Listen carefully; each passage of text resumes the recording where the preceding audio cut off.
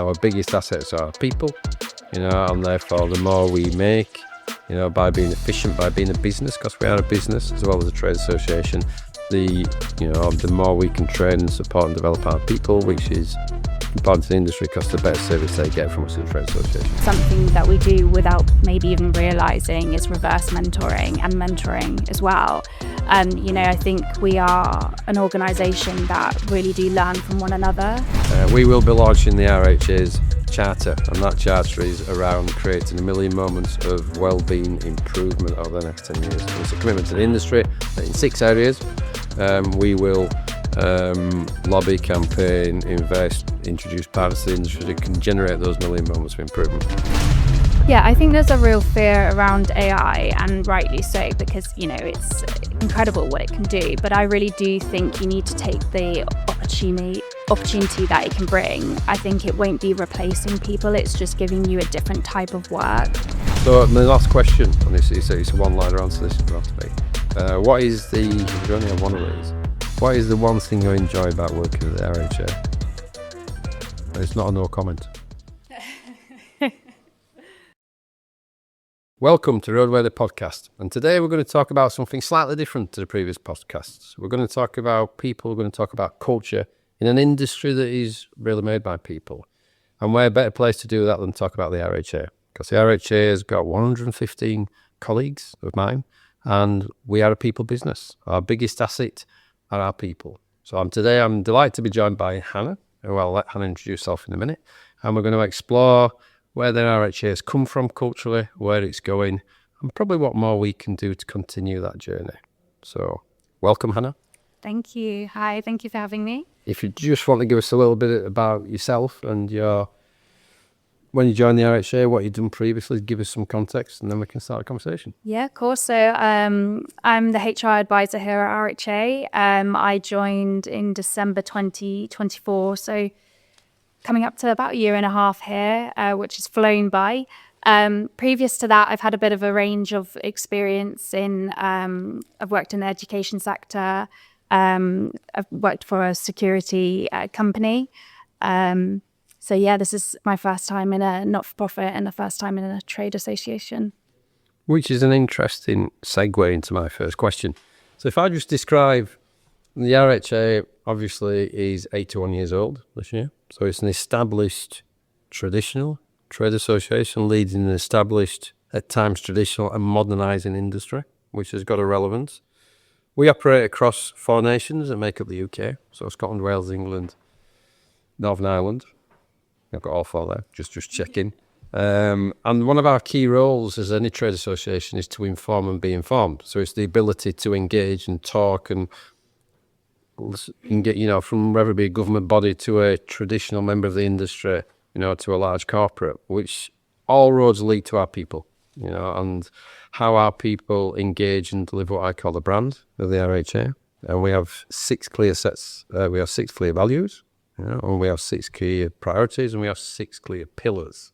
So with all that in mind, and notwithstanding the onset of AI and the digitalisation transformation process that the whole country is going through, how would you describe, I'll do it after you, how would you describe the culture of the RHA in one sentence?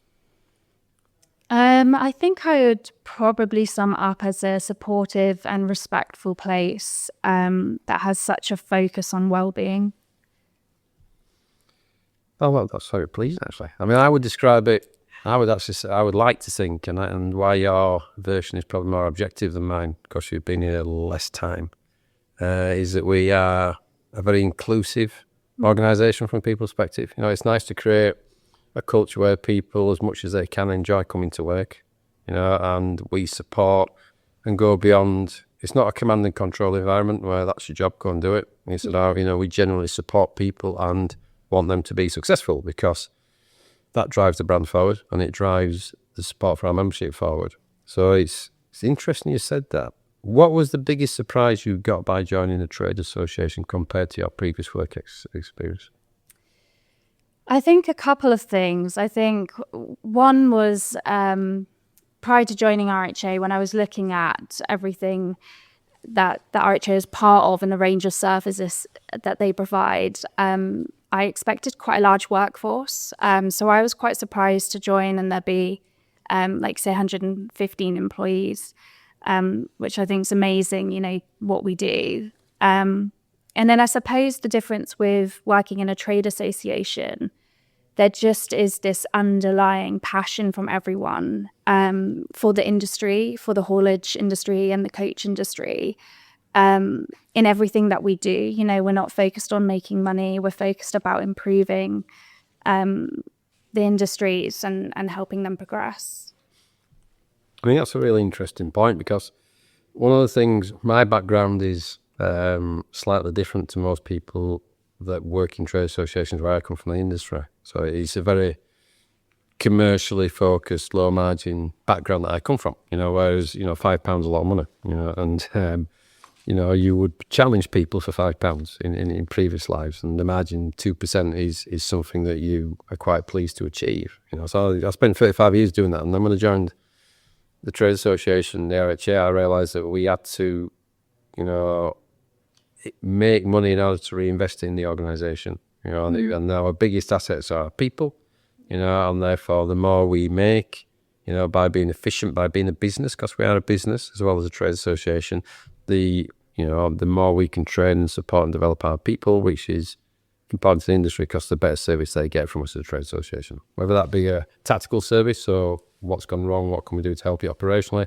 or whether that be a lobbying campaign service, or whether that be a learning service, because I do think culturally some of the things that, you know, yourself and the team do from a people perspective are best practice, and the industry can learn from. You know, I think the diabetes, you know, charter we've done, for example, is an example of that. We'll come back to that in a second, if we may. So what is the biggest difference in one sentence between working in a trade association and working in the commercial world, as I would describe it, or into, I won't say real world, because that's disrespectful to trade associations. What's the biggest difference between working in a trade association and other organisations you've worked in? What's the one single biggest difference? I mean, I think I would go back to that sort of underlying meaning of the work for the industry.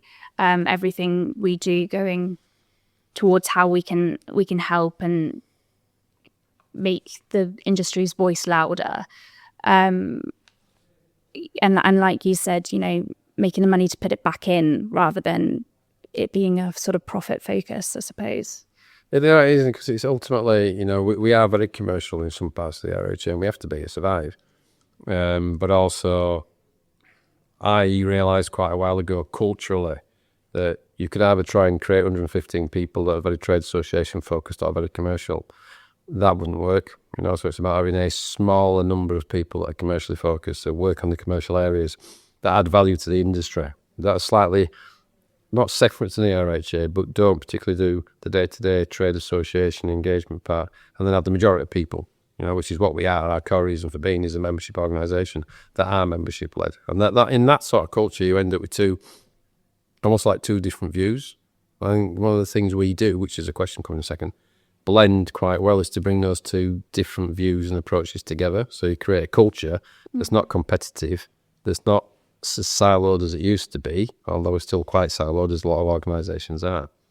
And the one thing, and this is the question coming now, so in terms of 4 nations we operate across, 115 people, predominantly majority work from home, so it's a working from home environment.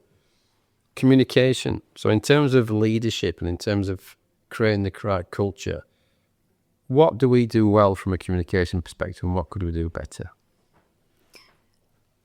I think we are very transparent. I think from my experience here, you know, we share the messages with our people, and we want them to be part of it, and we ask for their input. I think we're very collaborative in that sense. I think it is difficult to get it right, because when you're dotted around, you know, the country or countries, people receive messages differently. So I think, you know, my right communication is different to someone else's. So I think it is very tricky, but I do think that we do it very well. And like you say, you know, we do have a lot of remote workers. And so, you know, we do virtual meetings, and we try and include them to the best that we can. Well, again, I think one of the things, you know, when you think about the changing, we've done a previous podcast even in this series about intergenerational planning, you know, which is predominantly around, as you know, the different generations that are in the workplace at one time. And one of the things that I took away from being involved in that is spend time going to speak to people in different generations, you know, or I think the expression which is really important, different life stages than you are, you know, because you can be in a certain generation and be in a different life stage. Yeah. Most people are a generation, yeah. And if you look at the profile of the RHA, my sense is that we are quite well spread across the 5 generations in the workplace, you know, I would suggest. So there's people of my generation, there's people of your generation, there's people in between. You know, and I think one thing we do is blend that quite well, you know, and they're quite prepared. This is the inclusive bit from my perspective, to listen to that. Would you agree with that, or would you ever differently? Yeah, no, I definitely would. I think something that we do without maybe even realizing is reverse mentoring and mentoring as well. You know, I think we are an organisation that really do learn from one another. So yeah, I think no matter the generation, we're open to listening and learning. So yeah, I do think we do that well, and I think, you know, we collaborate with one another. Yeah, very, very well. It's interesting, you know, because when everyone says mentoring to me over my career, which is 35 years in the industry and then working at the RHA for 7, people always said to me, will you mentor such and such, or do you want to be mentored? And it goes back to something I've said on previous podcasts, where if you define what you mean by the word and everybody understands that word, we probably get it. So it's mentoring. I said, no, not really. So I don't really do mentoring, but I'll tell them a few stories of my experience, which I guess is the same sort of thing, really. And you can do it informally, where you walk around and you tell people, you know, an example of something, and you tell it in a story context, and that's actually mentoring somebody in a non-formal way, because it's actually taking those bits and it's relatable, you know, and they're learning from that. I mean, I think the formalities and sometimes less structured than structured is a better approach, if that makes sense. Definitely. Yeah, I agree. I think when you formalise it, it can sometimes not be as beneficial. I think in having that sort of informal mentoring relationship, you actually tend to learn more. And in terms of, I mean, as a trade body, you know, we've in the last 12 months, like all people in this country, we've had challenges around recruitment, you know, so the skills challenge and the skills shortage is affecting, we're not immune to it as the RHA. And in fact, in some ways, you could say you can't get a degree in being in a trade association, you know, and it doesn't appear on too many, you know, career choices. I would suggest it's sort of an industry that the majority of people fall into. I would imagine when you were doing your training, trade association didn't even blimp as a potential opportunity. It didn't for me. I just joined the RHA because I was asked to do a specific task, which wasn't the one I'm doing today. But it's a great example of social mobility. So in terms of skill shortages in general and attracting talent, what do you think we need to learn from that as a trade association? I think looking at new and different ways of how to attract and recruit, really. I think from what I've seen, there's a real uptake in apprenticeships. So I think that's something maybe perhaps we should explore further. We have had apprentices come into RHA, but maybe looking at doing that more could be beneficial. And in terms of, you know, I'm very excited. I'm very excited this year about our graduate recruitment program, because I know it's only one, you know, but for me, that's about bringing somebody that's not better than anybody else because they're a graduate. I don't mean that. That's got a different learning of a different generation that'll bring different ways of looking at things into the organisation, so we can all cascade and learn from that, you know, and that's really, really important. I mean, I don't know, you know, would you agree with that? Is that something you see us doing more of? Yeah, absolutely, and I hope so. I think it's such a great experience for us as an organisation, but also the graduate. I think giving them that experience of, you know, working in different departments and seeing the different areas that we've got yeah, I think it's a great experience for them. I think it's a great experience for us as well to learn from them and help them build that confidence and knowledge as well in a workplace. And in terms of, careers and pathways for those people, because a lot of people don't actually want I mean, I wouldn't say I ever had even in my generation, ever had a career path that I wanted to follow. I just sort of arrived in certain places and was very fortunate to be given opportunities to do certain things and work very hard to do it as well. But I didn't have a plan when I started doing that. Some people like a plan, and some people need a plan. Do you think as the RHA we are starting to define a career pathway for people to see more than just a 2 or 3 year stay, where at a certain level is actually a way people can evolve and develop into the trade association? Yeah, definitely. It's something that's massively on our radar. I think career pathways are really important. And it's not necessarily just progressing up the pathway that you're currently on. It's looking at alternatives to that as well, and the transferable skills that you've got. So yeah, it's definitely on our agenda in HR to firm the career progression pathways up. Let's bring the AI and digitalisation and all those things into the room, because it's always it's something I talk to everybody about in my podcasts.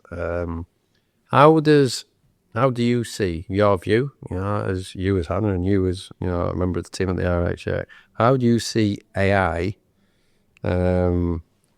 impacting trade associations and particularly our people going forward? And I mean that in a positive way, because there's a lot of, let's caveat that, I don't mean about how we're going to replace everybody with just me and you sat here and there's a bot in the corner. It's about how we step that evolution. I see. So how do you see it as a threat? Do you see it as an opportunity? Do you see it as something that we as the RHA should be embracing more and more?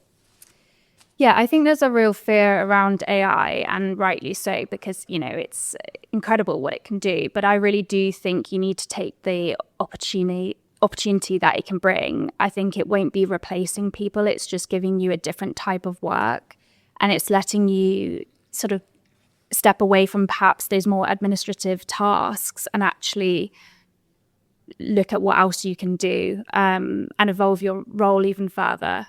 So yeah, I think it's a positive thing for us, and it doesn't mean that roles are going to be lost. So I think like learning and development and training internally, I'm talking, because we do, you and the team spend quite a lot of time training and developing our teams. And, one of the things that I'm very proud of is the level of support that we actually do give to our colleagues, that's relevant to the roles that they do and potential future roles that they might do. So around the learning and development square or circle, AI is something that we must obviously see as a potential opportunity that actually not changes our work, probably does change actually how we deliver training, but also maybe lowers or hires a training requirement in certain areas to make jobs and roles simpler, but actually allow them to develop into other areas. Does that make sense? It's about, I'll give you a good example. One of the outputs from the intergeneration report was, if you look at the 2 youngest generations in the workplace, is they want more mobility between jobs, between industries, and they will move around more than people in my generation. Okay, so one of the challenges we have as an employer is to make that entry level lower. So, we can make it easier to come into the RHA and operate at certain levels and accept that people are just going to be here for 3 or 4 years, maybe in some cases, rather than they want to stay.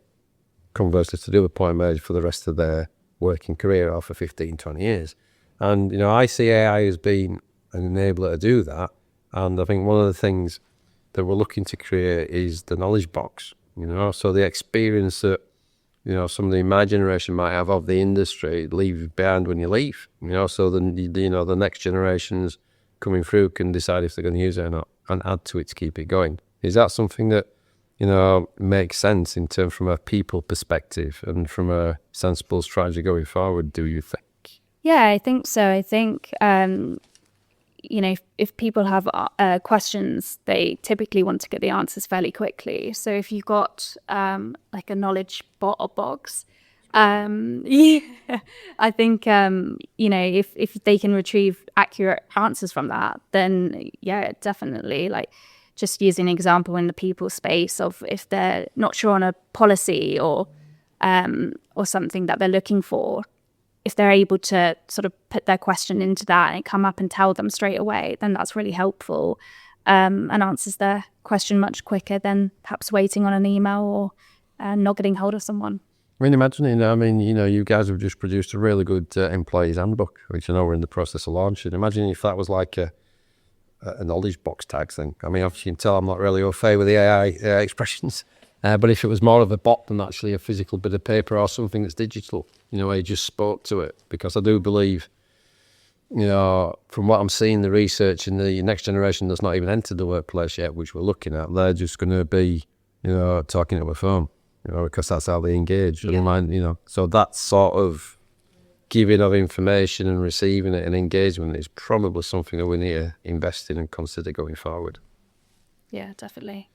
And then finally, there's just a couple more questions really. One is, over the years, something that I've experienced working is, one of the big focuses of ours as a trade association, and it will be launched at the industry this year, is around Wellbeing.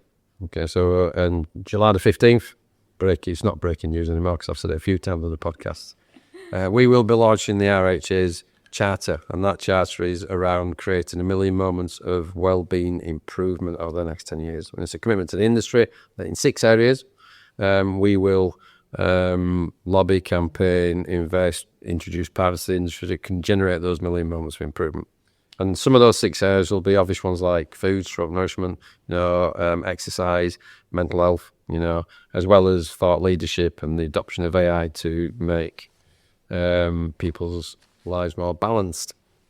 And I always say this, and it's one thing that I think is very relevant to the roles that you and your team perform, is 20 years ago, well-being and people's mental health was still an issue as much as it is now. It's just it wasn't recognised as such, or it wasn't spoken about, which is really, really important. And I always use this expression, and it's true stories, that my son who suffered with mental health challenges in his life and still does. Whenever I speak to him, he's up in Newcastle, I ask him 2 questions. How are you doing? How's the mental health? And it's just like that in the first sentence. It's such an easy conversation now, and the answer's usually fine and fine. But you've got to get used to having those conversations. As part of, the RHA's culture and going forward, do you think, what else can we do about developing particularly well-being and particularly the mental health support that we're not doing at this moment in time, do you think? As a throwing question. It's a difficult one. Again, I think from my experiences of different organisations, we do talk about well-being and mental health a lot. And we do a lot of activities as well to try and promote positive well-being. Recently, I think it was last year, we launched Wellbeing Champions, which are a group of volunteering employees that focus on 5 key areas of well-being and create activities throughout the year for all of our other employees to get involved in. And again, it's no matter where you're based. So one recent one we did was about move, and in January, getting all of our employees to actually get up and get outside, even if it's raining. And, we did that with Strava. So again, it doesn't matter where you're based, logging that on that platform. So I think we do a lot for wellbeing, but yeah, there's always more you can do. And there's always new and different initiatives as well. I probably couldn't say something at the moment that's on my mind for us to maybe look to do, but it's definitely constantly on our agenda, looking at what we're doing, how we're doing it, is it helpful, and what else is there. I think, I totally understand that, and I think one of the things that, as an employer, old-fashioned word, as an employer, it's our job, to make sure, and I said it at the beginning, and I'll say it now we're coming towards the end, that, my job's to create a culture that people can enjoy coming to, feel safe and not friendly, and actually contribute. And it's the last one, I could say selfishly with a smile on my face, that if I can get the first 2 right, the third one happens, and I get the best performance out of people, and that's that's why we do that. It's the right thing to do as well. We know it's the main reason, because you get the best out of people. And then we have to accept, I think, as colleagues, as well as, you know, leaders in the area, that every day it's not going to be a good day and you're not going to win. You know, and when it's not quite going that way, is to actually, you know, work collaboratively and across to improve it, not just bang the door and have a moment and start shouting at everybody. You know, 'cause I think those days are very few and far between. And it's not a culture that we would, you know, that I'd want to see in the RHA, because ultimately it's about sharing knowledge and it's about sharing issues. And we've got 8,500 members who ring up, not all at the same time, but a vast majority of them ring up and want us help from us. You know, and if we can't answer that question, we're not doing our job. You know, so to answer that question, we need to go and get that knowledge from somebody else. So we have to have a culture of communication and inclusion. Otherwise, we're not effective, if that makes sense. Yeah. So the last question, and it's a one-liner answer, this is not what is the, and you only have one of these, what is the one thing you enjoy about working at the RHA? And it's not a no comment. That's going to be my answer. You know, I mean, it's probably going to be something that you'd expect me to say, but it really is the people. Everyone here is just so great, so genuine, so supportive. From the moment I've joined, I know this isn't a one-sentence answer. Carry on, you're well. But from the moment I joined, I just felt immediately welcome. And, you know, that really, really does say a lot. Typically, you get the first day nerves when going to a role. And I had them coming in the door, but the moment I stepped foot, they went, because everyone is just so lovely. So I really think that's my biggest thing about RHA, is the people. And that's a good thing. I mean, if everybody who went to work would say that'd be a nice place to be, wouldn't it? So it's really nice way to end. Thank you very much, Hannah. You know, and thank you for listening and watching, or both, or whichever. You know, it was a good snapshot into the culture of the RHA and how we engage and work with our people. So thank you very much, and look forward to the next podcast.